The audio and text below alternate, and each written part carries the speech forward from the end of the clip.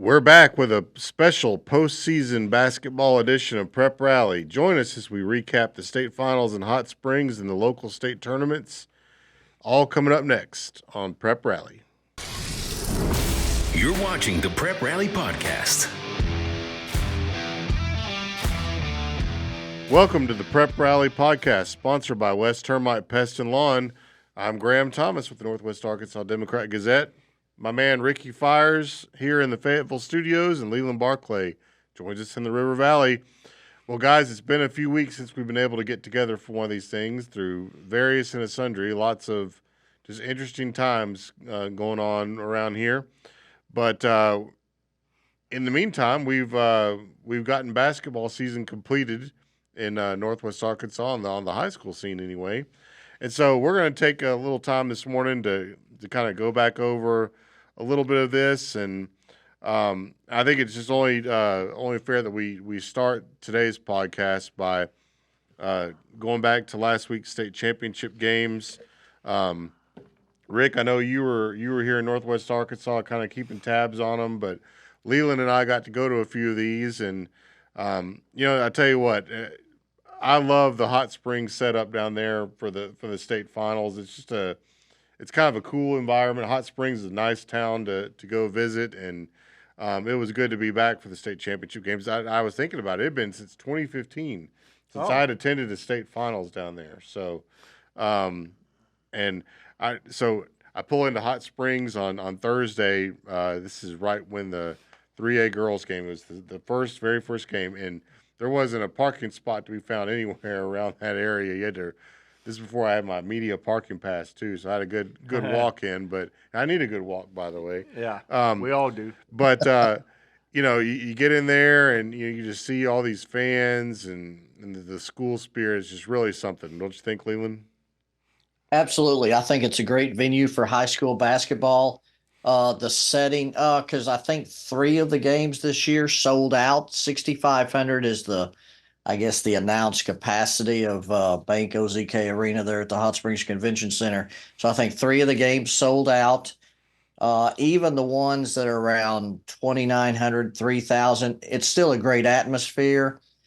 And compare that to the football state championship games, which puts 7,000 in a stadium that seats, I don't know, what, 40 or 50? 52,000. Yeah. It's a much better atmosphere for state championship games. Oh, I couldn't hear anything. Like, my ears were just ringing most of the time. And people come by to come visit, and I barely could hear what was going on. So, Hey, another aspect of it, I thought it was really cool. Like Farmington, both their boys and girls got there and they played them back to back. And I think that is so, I don't know how long they've been doing that. Maybe they've been doing it forever. I've been down there for a while. Like you guys, I just echo what you say. Just a great, tremendous. We're not moving that anywhere. They should always have it there. But I think it's cool that they can work with the schools and, get their fans back to back there.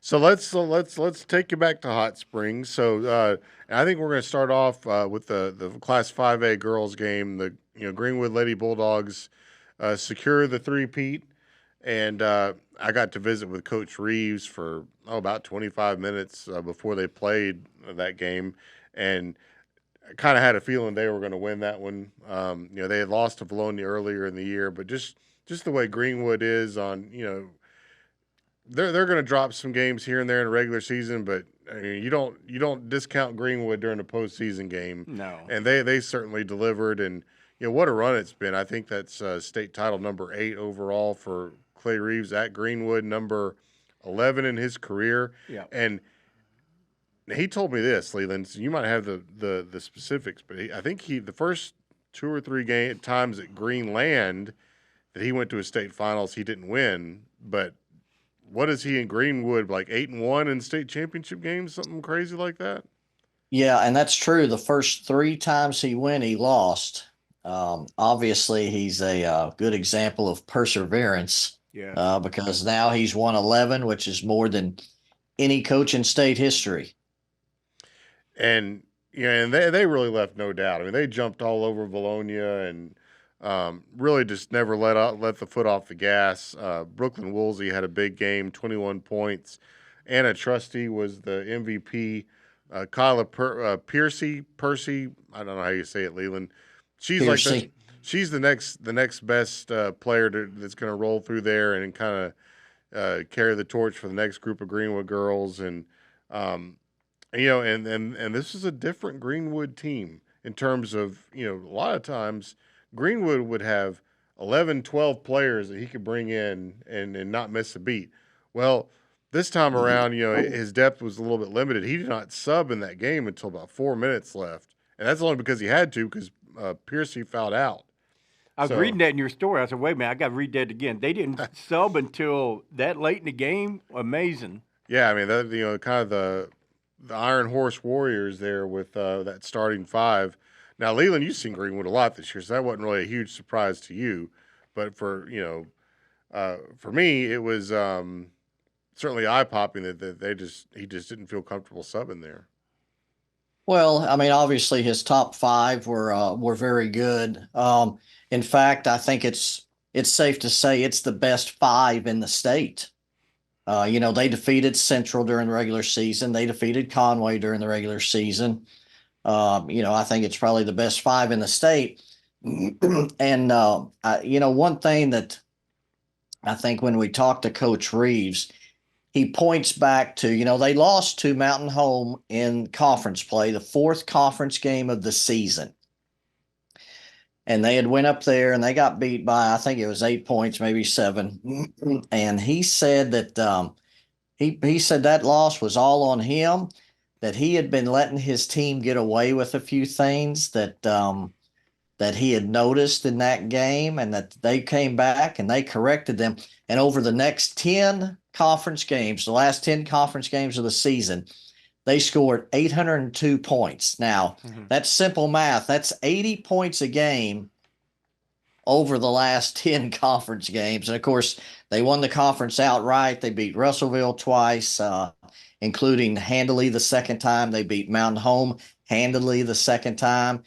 And then they had a couple of, tough games in the state tournament. They had foul trouble again in one of the state tournament games. So I wouldn't say they cruised into the championship game, but I think they cruised certainly in the championship game itself.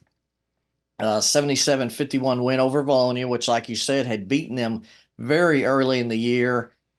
Anna Trusty was just coming off not playing. I think she'd had a little bit of an injury, and I think she only scored 4 points in that game in limited play.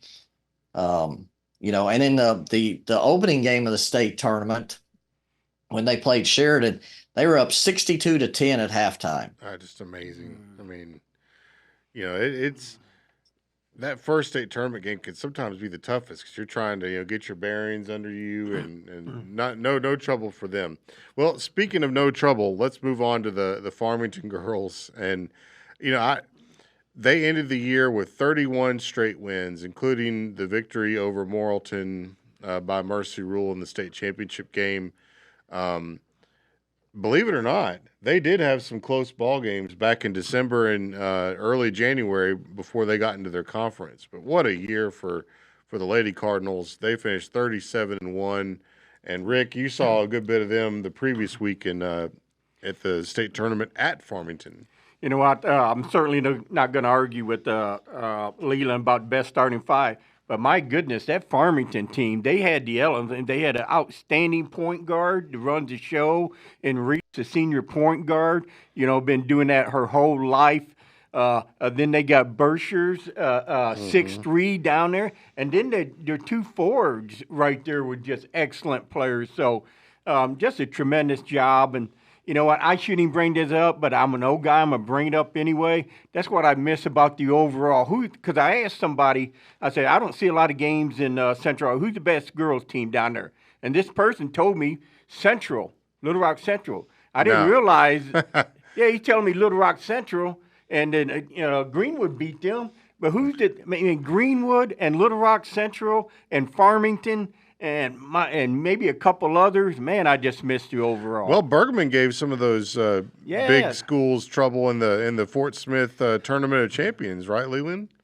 Absolutely. So I mean, Yeah, they they were a good showed how team. good they could be as well. So, what a great, just like Rick said. I mean, and I kind of agree. I'd put Farmington starting five, and I'd like to see them and Greenwood go at it and just, see what happens. See, we know the coaches killed it. I'll never forget the coach said, why y'all killing it?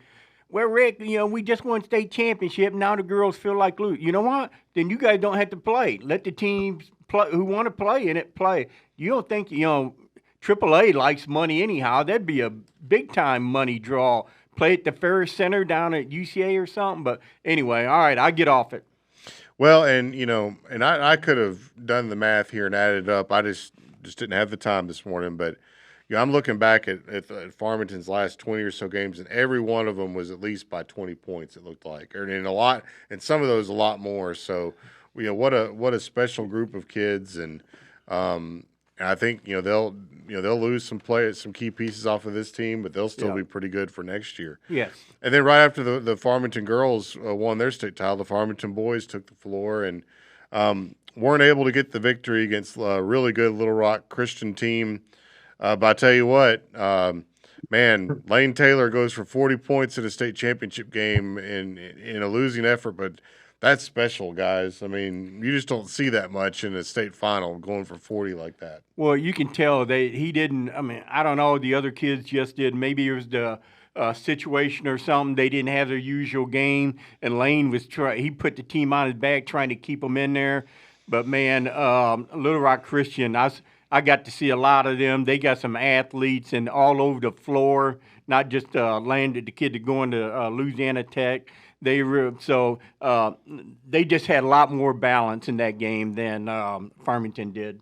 Yeah. Well, and as far as Lane Taylor's concerned, it's not like Little Rock Christian was backing off of him and just letting him They was score. all over I mean, him. they kind of knew who Lane Taylor was. Yes. So it wasn't like he was getting open shots and open looks, and they were letting him drive to the basket. Yeah, and the big thing in that one was Little Rock Christian jumped out to a big lead and was really just kind of able to maintain that. Farmington got within 9 or 8 a couple times, but just wasn't able to really get closer. And like Rick said, it wasn't the best ball game for some of the other guys on the team. That Little Rock Christian manned up all of them. I mean, it wasn't just Lane. I mean, they put some pretty heavy defensive pressure just on the whole team. Lane was exhausted. You could tell he was exhausted after that game, and the kid just tried to keep him in there. And you know what? And they got beat by a defending state champion, so no shame in that. Yeah, it's really hard to win the state championship at that level. There's so many different paths that you have to kind of get through, and what a great year for Farmington, though. I think they finished 34-3. Yeah. So here's what we're going to do. We're going to take a break, and when we come back, we will dig into the Class 3A games and the Class 2A game. This is Prep Rally. If you're enjoying this podcast, consider a newspaper subscription to the Northwest Arkansas Democrat-Gazette or the River Valley Democrat-Gazette. We have a special offer for our podcast listeners, so visit nwaonline.com/NWA podcast to get started. You can also click the subscribe button on our websites, nwaonline.com and rivervalleydemocratgazette.com, or call us at 479-684-5509 and be sure to say that you're a podcast listener. Now back to the show.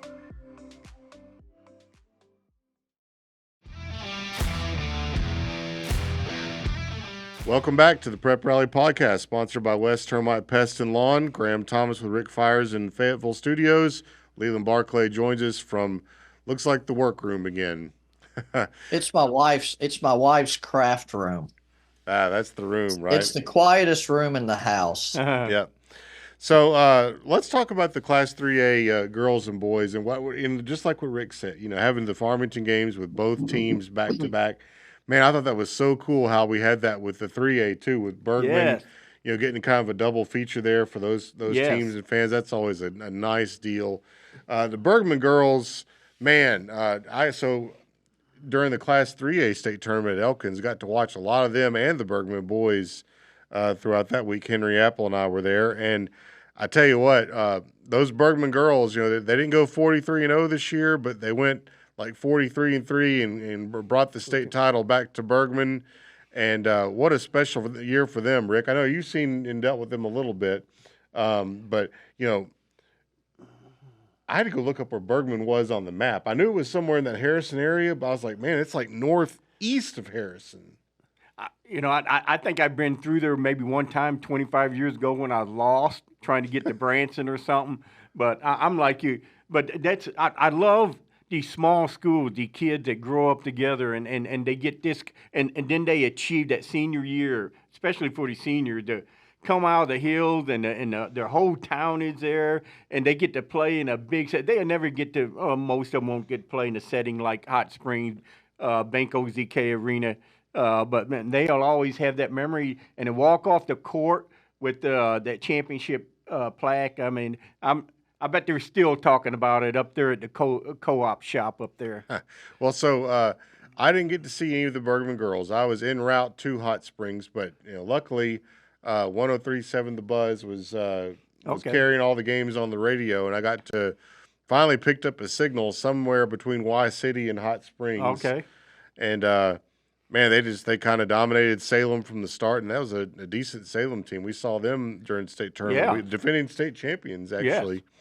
And but those Bergman girls, Ruby Trammell and the Halitska, the younger, the freshman of the coach. Yeah. Just a really good job on their part, and happy for them that they were able to bring home a state title. I thought the Bergman boys were certainly capable of winning one too. We saw them, I believe, Leland and I, we saw them play Lamar on Saturday at the 3A state tournament, and they beat Lamar. But those Bergman boys, like I felt like they could have played with a lot of teams, around.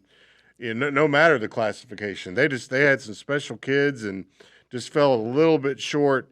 In the state title game against Central Arkansas Christian. And now they were projected to be one of the top 3A teams, and they had that mark on them all year long.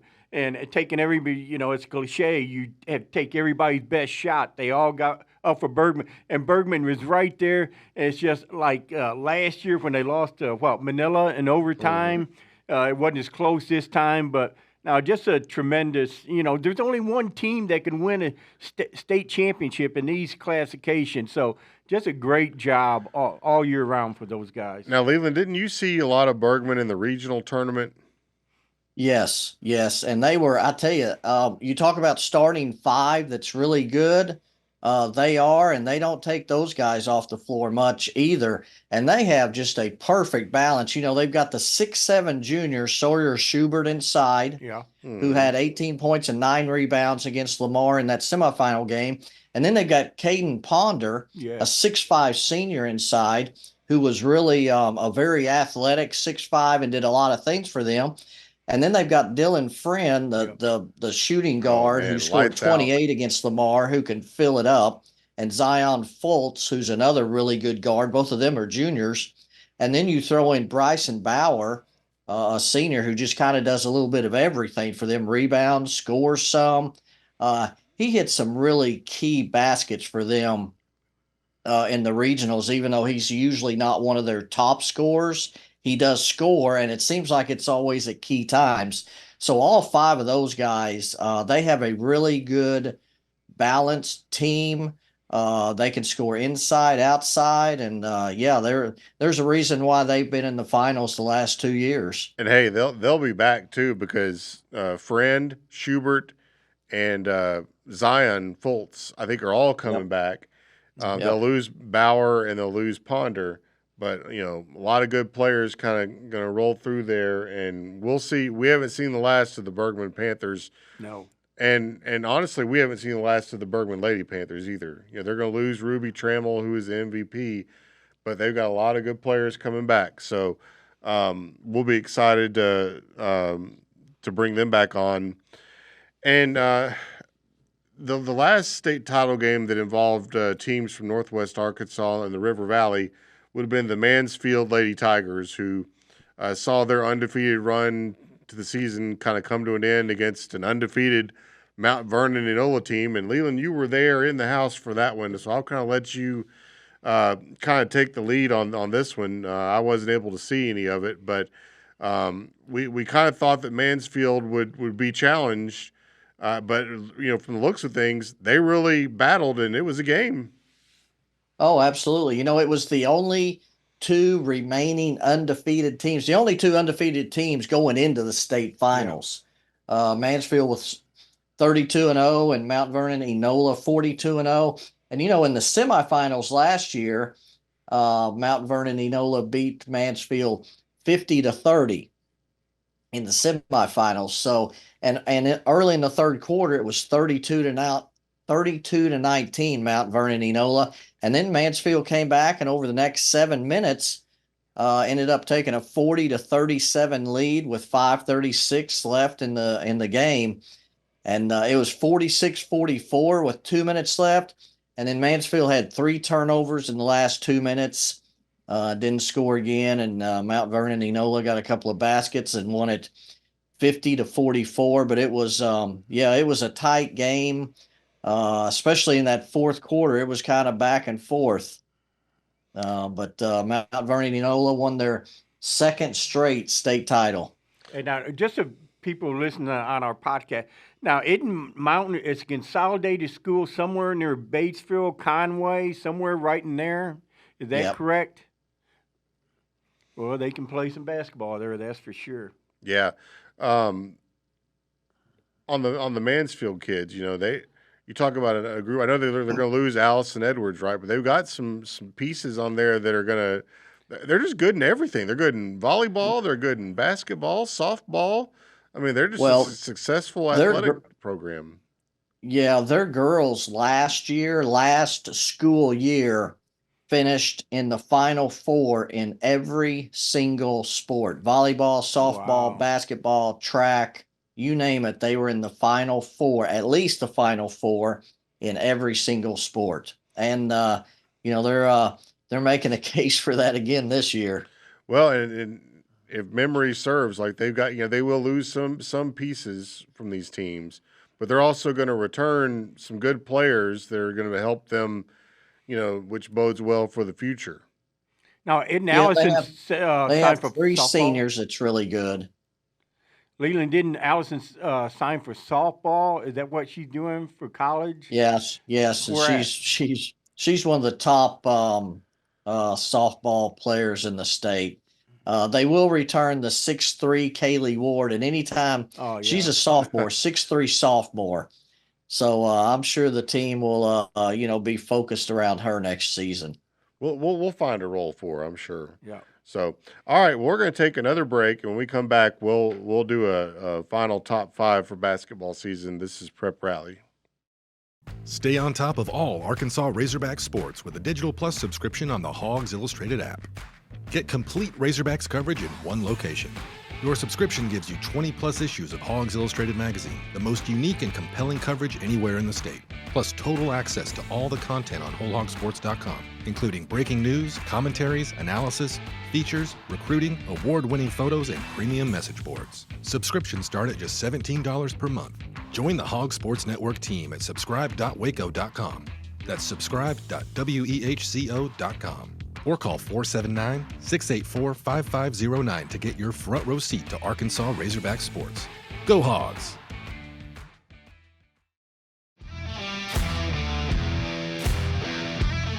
Welcome back to the Prep Rally Podcast, sponsored by West Termite Pest and Lawn. Graham Thomas and Rick Fires with you from the Northwest Arkansas Democrat-Gazette studios. And Leland Barclay joined us in the River Valley. And so, guys, let's do one more top. We've done top 5 for football all season. We've done top 5 for basketball. Let's do one more top 5. We're gonna call it this time top 5 stories of the year. And why don't we let Leland start us off? And I'll go after Leland, and then Rick will finish us off.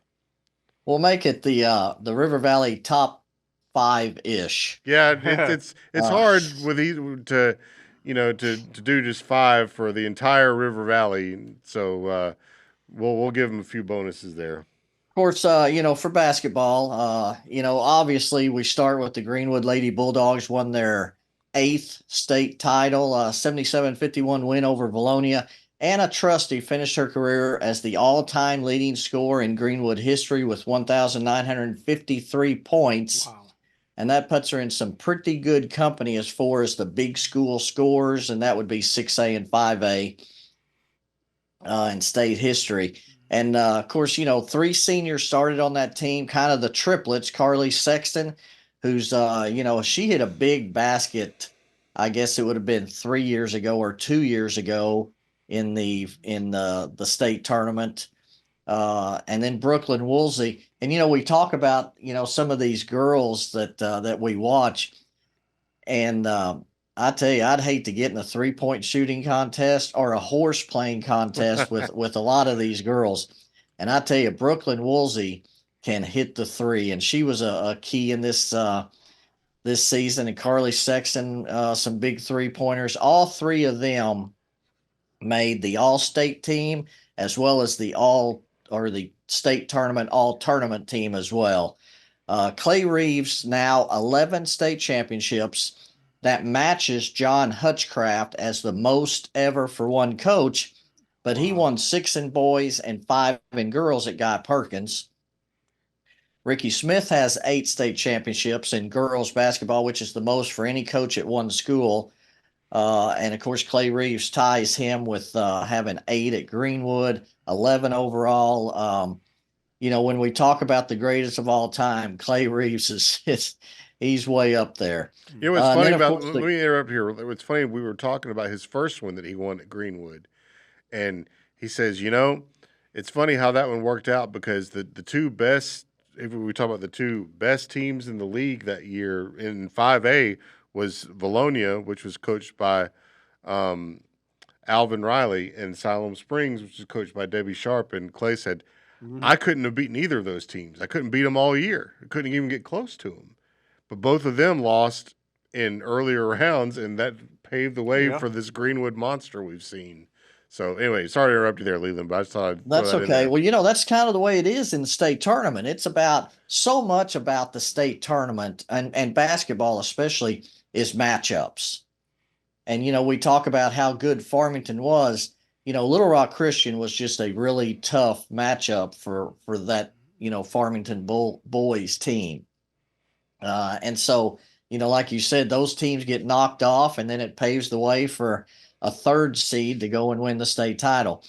And then the 3 seniors for Mansfield girls, Harley Fuller, who set a state tournament record with 9 3-pointers in the state tournament. And then Kylie Kinsley Ward, a senior, and then Allison Edwards, just an all-around great athlete. 3 seniors that led Mansfield to a 32-0 record going into that championship game, and just a great season for them.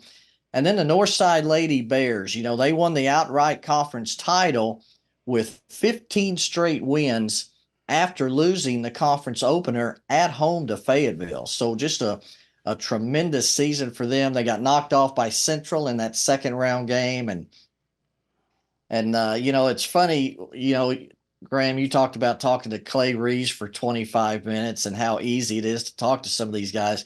Well, get Ricky Smith started on that 1st round bye, and it'll be another 20-minute conversation. Mm-hmm. But he's next season, it looks good for them. They have one of the top juniors in the state, Ariana Gooden, one of the top juniors in the state.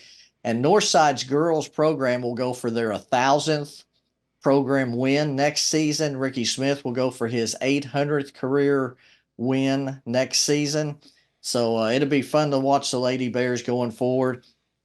And then in boys basketball, how about the Alma Airedales won their first conference championship in about, I think, 11 years, and then beat Whitehall, got them a state tournament win before having to play Little Rock Parkview and losing to them. And they start no seniors this year, started no seniors. Easton Boggs is one of the top, obviously, sophomores in the state. Israel Towns Robinson also made All-State, and he's tough to stop inside. And then the Van Buren boys, they were the 2nd seed in the conference, had the 3rd most wins. They won 23 games this year, had the 3rd most wins in team history over the last 70 years of basketball. And just, again, 3 seniors who were great to watch. Drew Braswell, Jackson Cazell, and Glavin McDonald lost to Pine Bluff in the first round, even though Van Buren had a lead late, lost to Pine Bluff. And, of course, Pine Bluff went on and won their second straight state title. And then the Lamar boys started one senior.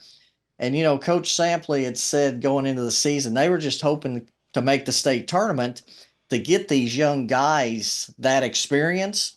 And then they get all the way to the semifinals before losing to Bergman. So there'll be another team to watch going forward, some great young players. Lane Miller was a senior who will be missed, a great athlete. He also played for the Lamar football team that had a couple of good runs too. So a lot of great memories in the, in the River Valley this basketball season. All right. No doubt about that. And the way our setup is typically we don't get to see a lot during basketball. A lot of the River Valley teams kind of stay in the River Valley, except for like Northside, Southside, et cetera. So didn't get to see a lot of those teams until state tournament week or regionals. And so it was fun. I'd echo what you said about the Lamar boys and girls. They were fun to watch and could really play well at times. All right, I'm going to go top 5 stories of the year for the Northwest Arkansas girls basketball. And number 1 is clearly going to be the Farmington Lady Cardinals going 37-1. I mean, what a team, they had. And, just a lot of options. They didn't have, I wouldn't say they had one star player, but they had, 5 really, really great players that, if one of them was not having a good night, well, the other 4 were going to pick them up. And then Lord help you if they were all having a good night, it was curtains for you. It was over, yep.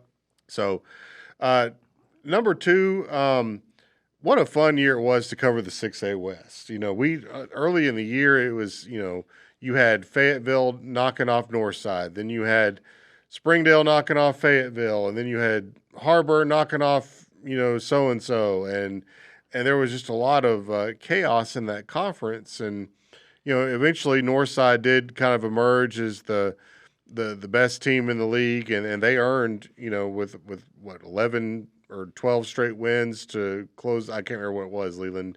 However many conference wins they won at the end there in a row, but they lost their first one. And, whenever a league is fun like that, when there's a lot of parity and you don't really know how it's going to go, it really makes for an exciting time as a sports writer, because sometimes when you go into a game and you kind of figure that, this is going to be an ugly night, it kind of, it can affect, your experience with it, but not this year in the 6A West. That's for sure. One team in particular that really I think was a great story coming out of the 6A West was the Springdale girls. Coach Heather Hunsucker did a great job. They won a handful of games last year, and this year, guys, they won a school record 23 games. They went 23-8, won a state tournament game, got to the quarterfinal round, advancing as far as any of the teams that we had up here. And what a great run for the Springdale girls. Yeah, and then just a couple of years ago, they lost 20 games. 3 years ago. It's a great job. They really turned things around, and their chaotic style of play, really enjoy getting to watch them play several times.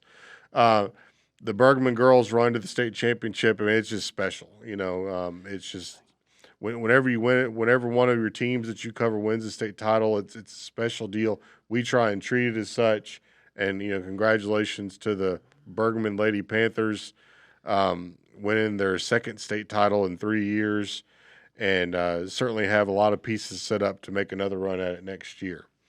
And then last but not least, I don't want to forget about the special year that the Gravette Lady Lions had. And Rick, you can kind of speak to this too, but they were really close to making a state final themselves, and Coach Will Pittman and his staff did just a great job. I got to see them back in December in their Christmas tournament, and they had all the pieces. They had shooters, they had post play, they had guards that could handle the ball. They played in the conference. They're the ones that played Farmington the closest. I mean, what a great year for the Gravette Lady Lions. So, and that will do me for the top 5 stories of the year. All right, Graham, I'm going to piggyback back off you about talking about the CA. No, it's like I'm looking at your test. I'm reading just what you and copying it, which I think I did on math test in about 4th grade one year. So, but man, every Tuesday and Friday night in the 6A West, the boys, Tuesday and starting November and all the way, and then you go into frantic February, then March Madness, and you're always going to get a great game. I know the Central teams won, the boys and girls won, but man, Fayetteville boys, Springdale, Bentonville West boys were tremendous. But I got to start with Springdale Harbor. They won the league champ 15-1, won 27 games overall with only 2 seniors. You're talking about a team that's stacked for next year. Cortland Muldrew, Jackson Conley, Hayden Wood, I didn't realize how good a basketball player he is. He's tremendous two-sport athlete. So congratulations to Tommy Deffenbaugh. They really got it going over there. Elkins, they had a great year in football. They followed up with a great year in boys basketball. That new gym over there, I don't know what they call it, the Purple Planet, the Purple Palace. They call it the what did they call it? The Palace of the Boston Mountains is what they called it during the state tournament. The Palace of the Boston Mountains? Palace, the basketball palace of the Boston Mountains. Oh, okay. I think we got to come on. We'll work on that. And, just to get the state championship, the Bergman boys and the Bergman boys and the Farmington boys, really great job getting the state. And I got to finish off with Lane Taylor. Man, I've been watching him since he was a freshman. And he just developed, and one of the coaches, Little Rock coaches, said nobody gets more out of their ability than Lane does. I think he's just tremendous. I think North Texas is going to get a steal out of this kid. I'm going to miss watching, just like Matt Wilson before. I miss Matt Wilson filling it up over there. And Lane did a tremendous job. And I know Johnny Taylor and his son, coaching his son all those 4 years, just what a great experience. So it was just a great year. And I was talking to an old guy like me, and we was watching that Springdale Harbor game. And I remember that Little Rock Central when they played at Harbor. And the athleticism, especially in the 6A and these big schools. I mean, I like the old school guys, but there's some of them kids 20 years ago couldn't get on the floor. Or some of these kids, they are just. I mean, it's almost like watching small college in these 6A, maybe 5A too. So just tremendous athletes, good kids. So really enjoyed it. I'm really gonna remember this year in basketball. All right, yeah, take your swig there, Rick. Still fighting that flu. Oh man, yeah, it was a rough February. I'll say that it hit hard, didn't it? So absolutely. All right, well that is going to wrap us up for the last basketball edition of Prep Rally for this year. Folks, you can listen to Prep Rally at nwaonline.com. You can find it on YouTube or wherever you get your podcasts. We'd like to thank our sponsor, West Termite Pest and Lawn, for their support all year. Guys, we're heading to spring sports season. Some of us have already done a little bit of that, and I got my first high school baseball game in of the year last night. So, I had a good softball game, great softball, really good teams in softball this year. We're gonna do a little bit of everything this year, Rick. A little bit of softball, baseball, soccer. We're gonna do it all. So. As for when we'll be back with another prep rally, we'll just stay tuned. We'll definitely be back. And guys, it's March Madness time. We get to enjoy it a little during spring break, and man, it's gonna be fun. So for Rick Fires, for Leland Barclay, I'm Graham Thomas. We love you.